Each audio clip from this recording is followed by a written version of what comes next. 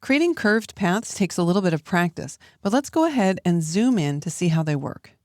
Now, when we were drawing straight lines, all we had to do was click. When you're drawing curved paths, you actually have to click and drag without letting go of your cursor.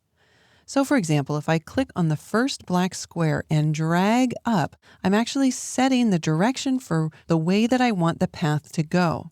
I'll then release the cursor, and I'm going to click and drag down from the second black square. Then I'll release the cursor again and click and drag up on the third black square. Now I'm going to switch by tapping the letter A to my Direct Select tool. If you've got the Path Select tool, be sure you have the Direct Select tool. As with straight lines, I can click on the anchor point in order to move them. But if I want to change the shape of the curve, then I need to work with the direction line. I can click on the direction point, and you can see that I can move it to make the curve taller or shorter, and I can change the direction of the curve. Right now I've created what's called a work path, and you do have to be a little cautious with it. If I click anywhere else in the Paths panel in order to deselect the path is actually still there. It's just not visible. If I click back on the work path, we can see the path.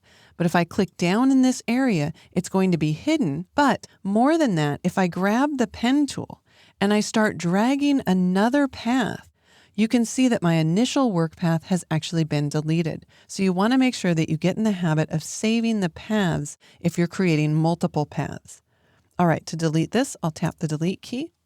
And then with the pen tool selected, this time, instead of making the mountain and then the valley shape, I'm going to click and drag up to start the initial direction of the curve to go up. But then I want it to come down. So on the second black square, instead of clicking and dragging down, I'm actually going to click and drag up in order to form that shape. Again, if I hold down the Shift key, then I can constrain it. If I want to make the shape again, I will click and drag up on the third black square. Now, before I move to the third path, I actually need to end this path.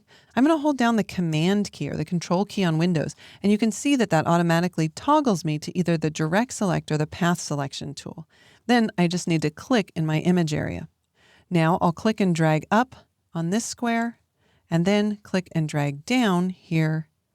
And then you'll notice that as I position my cursor over that beginning point, if I simply click, it will close the path and finish the circle for me.